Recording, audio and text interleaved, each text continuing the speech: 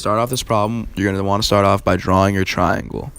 In this case, the hypotenuse is going to be 25, your y is going to be 24, and your x is going to be 7. And then you're going to want to write down and identify what your sine and cosine are. In this case, sine is 24 over 25, and cosine is 7 over 25. Next off, you're going to want to plug your sine and cosine values into the formula. The formula we use is cosine squared a, or alpha, minus sine squared alpha.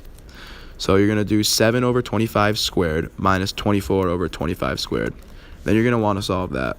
When you solve that, you're going to get 49 over 625 minus 576 over 625 for a grand total of negative 527 over 625. For problem number 2, we're finding sine 2 theta. And sine equals 24 over 25 and cosine is 7 over 25. So we're going to plug it into the formula 2 sine A cosine A. So then you're going to get 2 over 1 multiplied by 24 over 25, again multiplied by 7 over 25, for a grand total of 336 over 625. For this problem, we're going to find tangent to theta. And we're going to use the same triangle as we did before. So you're going to want to find tan, which is 24 over 7, and then plug it in. So you're going to have 2 over 1 times 24 over 7 over 1 minus 24 over 7 squared.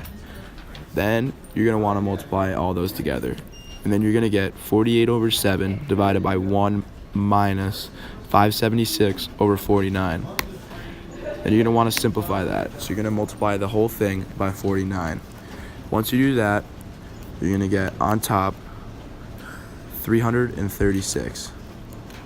And then you're going to have on the bottom 49 minus 576, which equals negative 527. For the next problem, we're going to be finding sine 2 alpha. And we're going to need to draw a new triangle for this problem. This triangle, your hypotenuse is going to be 13, your y is going to be 12, and your x is going to be negative 5, due to the triangle laying in the quadrant number 2. Once you've done that, you're going to identify what sine and cosine are. Sine is 12 over 13, and cosine is negative 5 over 13. The formula we're going to use is 2 sine alpha cosine alpha. And you're going to plug it in. Once you plug in the sine and cosine numbers into the formula, you're going to get 2 multiplied by 12 over 13, multiplied again by negative 5 over 13. Once you're done solving that, your final answer is going to be negative 120 over 169. In this next problem, we're going to be finding cosine 2 alpha. And again, you're going to want to identify sine as in 12 over 13, and cosine is negative 5 over 13. You're going to want to plug those into the formula for cosine.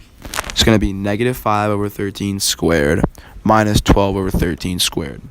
Once you're done solving that, you're going to have 25 over 144 on the top over 169.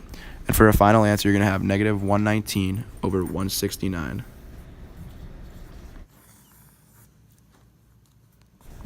So the next problem, we're going to be finding tan 2 alpha. And in this one, you're going to identify what tan is, which is going to be 12 over negative 5. Then you're going to want to plug it into the tan formula. So you're going to have 2 multiplied by 12 over negative 5 over 1 minus 12 over negative 5 squared. And then you want to solve that. When you solve that, you're going to get 24 over negative 5 over 1 minus 144 over 25. Then you're going to want to simplify that. When you simplify that, you're going to want to multiply it by 25. And in the end, you're going to have negative 120 over 25 minus 144. Then you're going to get a grand total of 120 over 119.